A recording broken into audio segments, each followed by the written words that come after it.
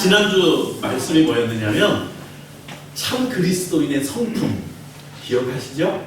진짜 그리스도인이라면 이런 성품을 가져야 한다는 말씀을 지난주에 나누었습니다. 사도행전 말씀이었는데요. 누가 예로 들어줬느냐면 바나바였어요. 바나바의 이름은 위로하는 아들, 위로자의 아들. 노아라는 이름과 비슷하다는 말씀을 드린 것을 기억합니다.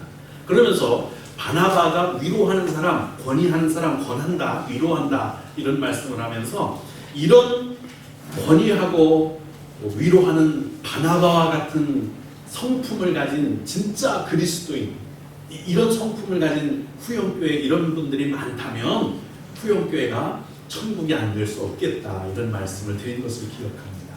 그런데 기원 바나바라는 참 그리스도의 좋은 성품은요, 용서하고 관용하는 데서 끝나는 게 아니라 뭐까지 줘야 된다고요? 기회까지 줘야 된다고 말씀드렸어요. 바나바는 마가에게 기회를 한 번 줬어요. 만약에 마가가 처음 제1차 전도여행을 갔다가 실패하고 도망쳐 나온 것으로 그의 인생이 끝났다면 우리한테 마가복음은 주어지지 않았을 겁니다.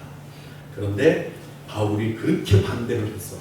바나바하고 둘이 얼마나 심하게 다투었는지 성경에 다툰 거를 다퉜다고 말하고, 그리고 둘이 쪼개져서 전도여행을 따로따로 너는 동쪽으로 가, 나는 남쪽으로 간다, 서쪽으로 간다, 아예 반대로 떠날 정도로 바나바하고 바울이 심하게 다툴 정도로 바나바는 마가를 지켜줬고 마가에게 새 기회를 줬어요.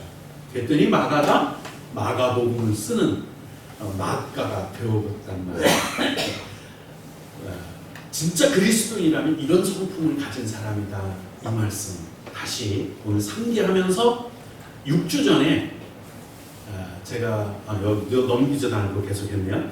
6주 전에 사실 이 신성한 성품에 대해서 기억나시는지 모르겠어요. 6주 전쯤일 겁니다. 6주 전쯤에 신성한 성품에 대해서 말씀드리면서 딱 3가지만 말씀드릴게요. 그리고서는 한 게 뭐냐면 믿음의 절제가, 믿음의 덕이 있어야 되고 덕에 지식이 있어야 된다. 여기까지 말씀드린 것이 기억이 납니다. 저는 이제 그렇게 기억을 하고 있어요. 그래서 바나바가 되려면 정말로 남에게 관용하고 용서하고 이해해 줄 수 있는 마음을 품고 있는 진짜 참 그리스도인의 마음을 가진 사람, 거기다가 한 번 더 기회를 줄 수 있는 사람이 되려면 어떻게 해야지 이런 게 가능할까? 사실은요, 내면에 있는 것이 바깥으로 나오는 거예요. 술김이 한 말이야. 절대 술김이 아닙니다.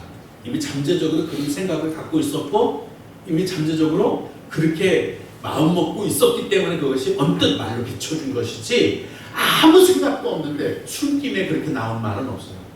내 내면의 김에 나온 거지 술김에 나온 말이 아니에요. 모든 건 내면에 있는 게 그대로 나옵니다. 남을 관용할 수 있다, 용서할 수 있다, 거기다가 아예 기회까지 더 준다, 이런 올바른 정말 그리스도인을 닮은 참 그리스도인의 성품을 가지려면 어떻게 해야 될까? 내면이 먼저 신성한 성품에 참여하고 있어야 되겠다는 거죠. 그래서 오늘 다시 6주 전에 지나갔던 말씀, 믿음의 덕의 지식을 이것으로 마칠 것이 아니라 뒤에까지 좀 살펴볼 필요가 있겠다 싶어서 신성한 성품 2 그래서 그 뒤에 절제하고 인내하고 경건하기까지 한 신성한 성품을 내 내면에 채워야 그 내면에 채워진 것이 바나바로 나올 거라는 거죠. 용서하는 것으로 관용하는 것으로 나올 거라는 거예요. 이미 바나바는 신성한 성품이 내면에 가득한 사람이기 때문에 바울도 사실은 기회가 없었던 사람이에요.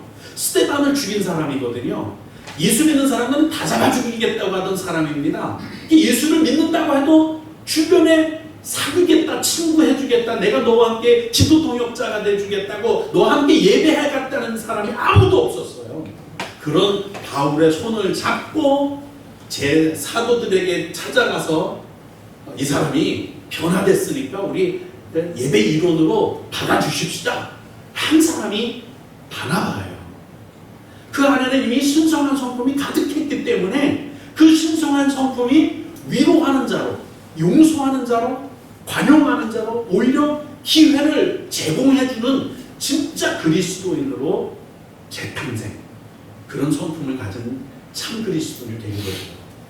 우리도 바나바가 되려면은요, 이 신성한 성품이 먼저 내 내면에 가득 있어야 합니다. 그래서 믿음에 덕이 없으면 무대뽀로 믿는 거죠. 말하자면 덕스럽지 못하게 믿음 생활하면은요, 눈살 찌푸려져요. 덕이 있어야 돼요. 근데 마냥 덕스럽기만 하면, 거기다 지식이 없는 그냥 덕스럽기만 하면 푼수스러워요. 그래서 믿음에는요, 덕이 있어야 돼요. 아, 저 사람 믿는 것이 후덕해서 모든 사람들이 다 공유할 만하고, 다 본을 받을 만하고, 다 존경할 만하고, 풍성해지는 덕스러움이 있어야 되는 거예요. 그러면서도 푼수스럽지 않는 지식이 있어서 모든 사람들이 공감하고, 나도 저런 믿음 갖고 싶어, 이런 믿음이 있어야 할 줄로 믿습니다. 오늘은 절제에는요, 뭐가 필요하냐? 인내가 있어야 진짜 절제, 신성한 성품의 절제라고 말씀드릴 수가 있을 겁니다. 사실 누구나 오랫동안 예수 생활 믿으면서 지금까지 경험해온 결과에 보면 처음부터 끝까지 천사 같은 사람은 아무도 없더라. 목사님들도 장로님들도 다 천사같이 보이지만 그렇지 않을 때가 있어요. 이해득실이 따져질 때, 내 자존심을 건드릴 때, 나한테 손해가 될 때, 이때는요, 천사 같던 장로님도 악마가 되고요, 천사 같은 목사가 진짜 쓰레기가 됩니다. 사실 그래서는 안 되잖아요. 사실은 그래서는 안 되잖아요. 그게 왜 그럴까요? 어제 박재명 장로님께서 그 말씀을 하세요. 중국이 한 1,500명, 2,000명을 포로로 잡아서 포로 수용소에다 이렇게 가둬놨대요.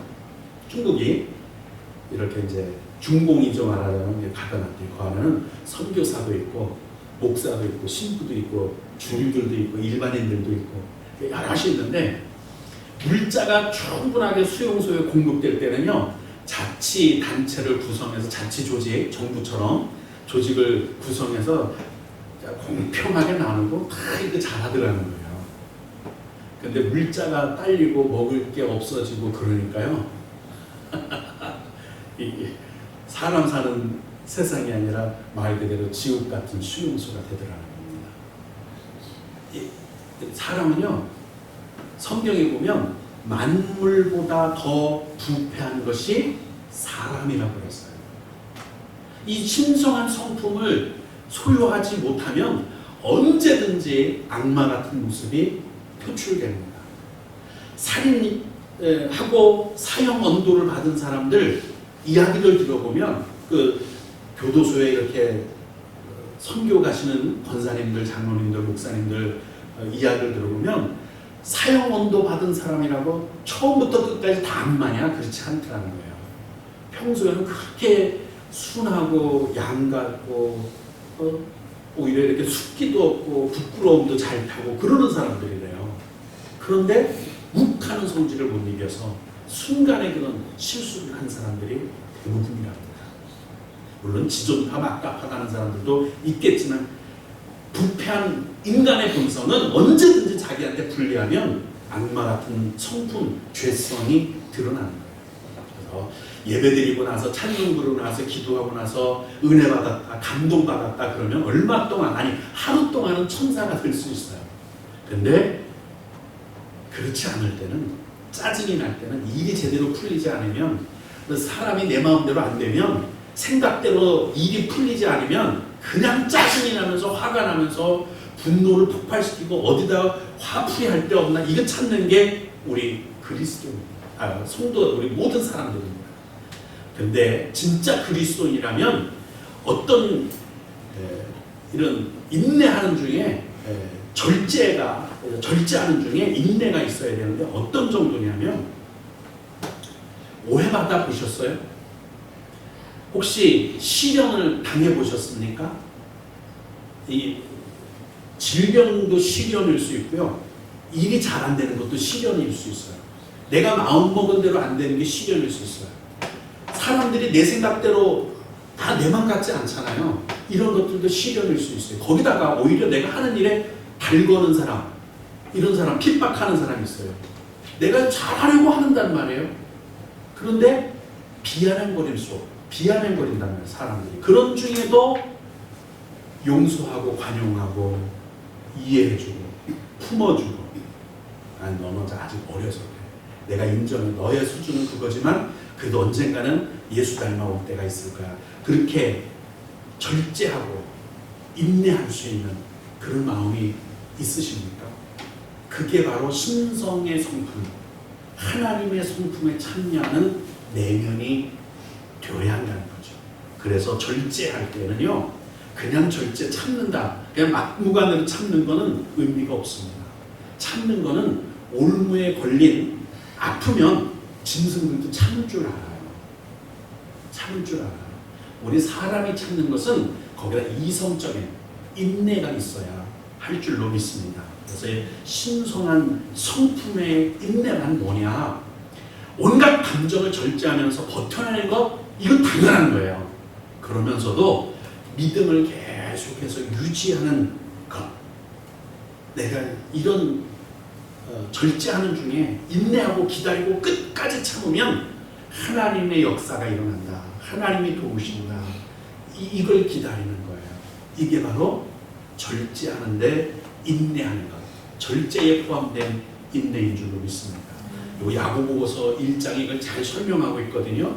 이는 너희의 믿음의 시련이 인내를 만들어내는 줄 너희가 알리라. 시련이 뭔지 아시죠? 질병일 수 있어요. 가난일 수 있어요. 아니면 내 남편이 시련일 수 있고요. 아내가 시련일 수 있어요. 내 회사가 나한테 시련이 될 수도 있고요. 심지어는 국가가 나한테 시련이 될 수도 있어요. 내가 지금 겪고 있는 모든 환경이 나한테 시련이 될 수 있어요. 이런 게 왜 그런 것들이 나한테 하나님이 이런 거 싹싹 빗자루질해서 치워주지 않고 나한테 그대로 두느냐? 이게 인내를 만들어내, 인내를 하게 하는 거예요. 그래서 인내하면, 인내를 완전하게 이루면 내 삶에 조금도 부족함이 없다. 쉽게 말하자면 인내한다는 얘기는 훈련받는다, 이렇게 말씀할 수 있어요. 로마서 5장 4절에도 같은 말씀이 있는데, 다만 이뿐 아니라 우리가 환난 중에도 즐거워하나니 이는 환난은 인내를, 인내는 연단은 소망을 이루는 줄 알미라, 이렇게 말씀을 합니다. 연단이 이래서 필요한 거예요. 연단한다. 나 지금 연단받는 중이야. 그 말은 내 시험 당했지만 이겨내려고 훈련을 받고 있는 중이야. 훈련 중임을 믿으시기를 주님의 이름으로 축복합니다. 이 땅에서 살면서 우리가 마치 이스라엘 사람들이 광야 40년을 사는 것처럼 고난의 삶을 삽니다. 광야 삶이 결코 편할 수가 없어요. 그런데 이스라엘 사람들은 광야 40년에서 망했습니다. 훈련을 참지 못해서, 인내하지 못해서. 그런데 우리는 하나님이 내 삶 가운데 어떤 일을 갖다 줘도, 어떤 사람을 나한테 만나게 했어도, 나 저 사람 때문에 아주 그냥 미치겠어. 저 사람만 없으면 천국일 것 같아. 저 사람만 없으면 살 것 같아. 그 사람을 나한테 붙여준 이유는 연단받으라고, 훈련받으라고, 인내하라고. 그래서 온전해서 부족함이 없게 하려고 하나님의 섭리로 주신 거예요. 왜 나한테 이런 쓸모없는 질병을 주셨어? 왜 나한테 쓸모없이 가난하게 하셨어? 나를 왜 이렇게 괴롭게 해? 그 모든 것이 결국은 나로 온전하고 구비하여 하나님의 나라 갔을 때는 더 풍성함을 누리게 하시는 줄로 믿습니다. 조금도 부족하게 하지 않으려고, 부족하지 않게 하시려고 연단하시는 하나님의 섭리를 믿고 믿음으로 끝까지 인내하시기를 주님의 이름으로 축복합니다. 야고보서 5장이 말씀합니다. 형제들아, 주의 이름으로 말한 선지자들을 고난과 오래 참음의 본으로 삼아라. 모델로 삼아라. 모델로. 그런 사람들은 어떻게 했느냐? 욥을 기본으로 들은, 한 명을 예로 드는데, 너희가 욥의 인내를 들었느냐? 들어봤지 않느냐 이거예요. 그러면서 주께서 주신 결말도 그럼 받지 않겠느냐? 욥의 인내, 솔로몬의 지혜보다 더 귀하다는 것 아닙니까? 그러므로 여러분, 어려울 때 잘 참는 것, 인내하는 것이 진짜 신앙, 신성한 성품, 예수 그리스도를 본받는 삶인 줄로 믿습니다. 근데 한 가지 더 오늘 말씀드릴 것은 인내할 때 경건해야 돼요. 인내한다고 인내하는 티를 내서는 안 됩니다. 인내하면서 경건을 더하는 것이 바로 신성한 성품이 되는데, 이를 악물고 인내하고 단순히 참기만 한다. 이거 영적으로는 아무런 유익함이 없습니다. 그냥 참는다. 이거는요, 돛 닦는 사람들이 우리보다 더 잘해요. 10년을 면벽수도 한다. 10년을 눕지도 않는다. 이런 거 누가 더 잘 참을까요? 돛 닦는 사람, 수양하는 사람, 참선하는 사람들이 더 잘해요. 우리는 그 돛 닦는 그런 건 아니거든요. 우리는 어떻게 해야 인내하면서 경건할 수 있을까요? 성경에서 말씀하는 경건은요, 예절 바르다, 조숙하다, 얌전하다 이런 걸 경건하다고 말하는 게 아닙니다. 경건하는 건 내면적인 경건을 말하는데, 경건이란 하나님을 경외하고 예배하는 삶, 이것이 있으면 경건한 삶이 되는 거예요. 그래서 혹시 미션 스쿨을 다닌 사람들은 이런 얘기 들어보셨을 거예요. 야, 이번 시간은 경건의 시간이야. 경건의 시간이 뭐 하는 시간이에요? 예배드리는 시간이에요. 경건의 시간입니다. 모두 다 같이 체육관으로 실내 체육관으로 모여주세요. 그러면 뭐 하러 가는 거예요? 예배드리러 가는 거예요. 미션 스쿨 다녀보신 분들은 아마 경건의 시간 한두 번씩 다 해봤을 거예요. 아니, 매주 있으니까 아마 다 해봤을 거예요. 우리 세관고등학교는 화요일마다 경건의 시간이 있었어요. 지금 그거 못하게 한다면서 없어졌대요. 야, 이거 그러면 안 되는 거야? 경건에는 예배하는 삶이에요. 바울이 매를 맞고 옥에 갇히고 죽을 고비를 넘기면서 물론 참았어요. 견뎌냈어요. 인내했어요. 근데 단순히 참고이 아니라 성경을 보면 찬송했답니다. 뭐 했다는 거예요? 경건한 삶. 하나님을 믿고 내가 이런 와중에도 이런 고난 중에서도 하나님을 믿으면 하나님이 내 인생을 책임지신다는 걸 믿는 것, 그것이 바로 경건한 삶입니다. 인내할 때 경건해야 하겠죠. 다니엘도 마찬가지예요. 왕 외에 다른 사람에게 구하거나 기도하면 사자굴에 넣겠다는 거 뻔히 알고 있었지만 기도했어요. 왜 그렇게 기도할까요? 왜 경건한 삶을 살까요? 인내하지만 인내에 필요한 것은 단순히 참고 단순히 기다리는 게 아니라 예수 그리스도를 믿는 믿음으로, 믿음을 가진 예배하는 삶, 그것이 바로 하나님을 신뢰하는 것이 경건한 삶입니다. 에스더도 마찬가지예요. 죽을 거 뻔히 알았어요. 왕 앞에 부르지도 않는데 나가면 죽는 거 뻔한 일이었었어요. 바로 자기 앞에 있었던 왕후, 자기가 왕후가 되기 전에 이미 왕비였던 사람이 있었어요. 그 사람이 그냥 한 방에 날아가는 거, 훅 하고 날아가는 거 봤거든요. 자기도 언제든지 훅 하고 날아갈 수 있었어요. 왕비라고 뭐 권세가 대단한 게 아니었거든요. 그런데도 내가 죽으면 죽으리라 하고 나갔다는 거예요. 인내하는 중에 정말 필요한 것은 하나님을 믿는 것, 하나님을 신뢰하는 것, 인정하는 삶, 그게 바로 경건한 삶입니다. 우리가 신의 성품에 참여하려면 정말로 갖추어야 할 게 있습니다. 첫 번째, 이제 정리를 해보면 그렇다는 거예요. 믿음이 있어야 돼요.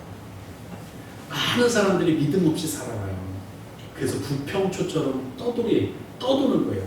그 마음의 중심이 없어요. 흔들리는 게 많아요. 정말 우리 마음 가운데 한번 우주 만물을 가만히 살펴보세요. 이게 우연이라고 생각해요? 우연히 이런 것들이 생길 수 있을까요? 우리 몸이 흙에서 나왔어요. 흙에서 흙으로 돌아갑니다. 우연히 이렇게 될 수는 없어요. 우연히 사람이 원숭이에서 사람이 됐다. 그러면 지금도 창경원에서는요, 사람이 되는 게 아프리카에서는 나와야 돼요. 아마 오늘쯤, 어제쯤, 아니 한 달쯤 뒤에는 여전히 아프리카에서 원숭이가 낳은 새끼가 사람이 되어 태어났습니다라는 뉴스가 나와요. 점진적으로 조금씩 사람이 되어가고 있는 것이 보여줘야 되는데 아니잖아요. 우연이 없습니다. 하나님이 창조하신 것이 많습니다. 이 믿음으로 우리가 삶을 살아가야 합니다. 막무가내식으로 믿는 것이 아니라 덕을 갖춰야 믿지 않는 사람들이 봐도 인정할 수 있는 믿음이 됩니다. 훈수스럽지 않으려면 지식을 겸비한 덕이 있어야 되고, 교만하지 않으려면 절제할 수 있어야 합니다. 그리고 인내와 경건한 생활 빠질 수 없죠. 예배하는 삶, 하나님을 신뢰하지 못하는 삶은 신성한 성품이 될 수 없습니다. 이런 믿음의 바탕 위에 형제 우애 그리고 사랑을 더하라. 이게 뭘까요? 사랑을 더하는 게 뭘까요? 바나바의 마음이에요. 위로하는 마음, 신의 성품에 참여하는 자가 되는 거죠. 그러니까 단순히 그냥 어느 날 갑자기 바나바가 되는 게 아닙니다. 어느 날 갑자기 사랑하는 사람이 되는 게 아니에요. 어느 날 갑자기 우애 있는 사람이 되는 게 아니에요. 지금까지 이런 것들이 내면에 갖추어져 있어야 사랑을 그 위에 더할 수 있는 줄로 믿습니다. 이제 우리가 신의 성품에 참여하는 자가 되려는 게 뭔가 목적이 있어야 될 거 아니에요. 신의 성품에 참여해서 착하게 살다가 가면 뭐 할 겁니까? 신의 성품에 참여해서 성공한 삶 살다가 가면 뭐 할 겁니까? 신의 성품에 참여하고 살다가 행복하다가 행복하려고 그랬어. 그래서 행복하고 나면 뭐 할 건데요? 결국 다 죽지 않습니까? 신의 성품에 참여하는 목적이 뭐냐는 거죠. 이걸 분명히 해야 돼요. 왜 신의 성품에 참여하는 자 되는 것이 중요하냐? 성경 말씀 하나로 결론을 보고자 합니다. 디모데전서 6장 11절부터 12절입니다. 우리가 신의 성품에 참여하는 것은 물론 행복해요. 이렇게 살면. 이렇게 하면 성공하지요. 이렇게 살면 가정이 화목해집니다.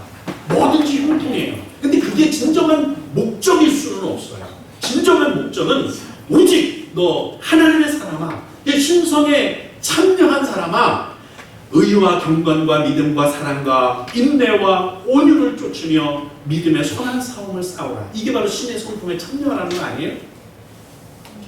엎어치나 매치나 그렇지 않아요? 믿음의 지식을 덕을 이런 인내하고 절제하고 이런 게 경건하라 이 얘기나 너 의롭고 경건하고 믿음하고 사랑하고 인내하고 온유를 쫓으라. 엎어치나 매치나 똑같은 말을 하는 거예요. 그럼 왜 이렇게 해야 되느냐? 영생을 취해야 하기 때문에. 이게 궁극적인 목표예요. 신의 성품에 참여하는 목적이 뭐냐고요? 성공하려고? 부수적이에요. 행복하려고? 부수적이에요. 진정한 신의 성품에 참여하는 자가 되고 믿는 자가 되려는 예수 믿는 궁극적인 목적은 영원히 살고 싶어서, 영원히 사는 약속을 받고 싶어서. 그래서 우리 오늘 본문 처음 시작하는 게 뭐예요? 보배롭고 큰 소망을 너희에게 주셨는데 이 소망을 따라서 세상의 정욕을 따라서 썩어가는 것, 부패하는 것에 휘말리지 말고 뭐라는 거야? 신성한 성품에 참여하라. 여기서 말하는 보배롭고 큰 소망이 뭘까요? 영원히 사는 소망이에요. 영원히 사는 소망. 이 중에 죽어서 소멸되는 거 좋아할 사람 누가 있어요? 궁극적인 목표는 영원히 사는 거예요. 여러분과 저에게 이 영생을 취하라는 이 약속 때문에 신의 성품, 믿음 생활, 경건한 삶, 예배하는 삶, 예수 그리스도를 구주로 영접하는 삶을 살게 되기를 주님의 이름으로 축복합니다.